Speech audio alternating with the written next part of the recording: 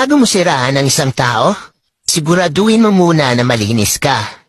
Bago mo ilabas lahat ng baho ng iba. Pero yung sarili mong baho tinatago mo? Bago ka magpasikat, dapat sa tama at malinis na paraan. Huwag yung maninira ka ng kapwa mo para lang mapansin ka. Ano, pasikat lang? Yan ang mga taong feeling perfect. Ang tingin nila sa sarili nila, napakalinis.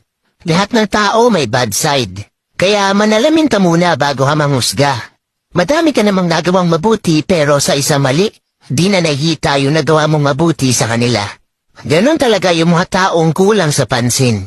Kahit mali sa mata nyo at labag sa paniniwala nyo, wala pa rin kayong karapatan manghusga ng kahit sino. Hindi nyo alam kung ano ang pinagdaraanan sa buhay ng bawat tao.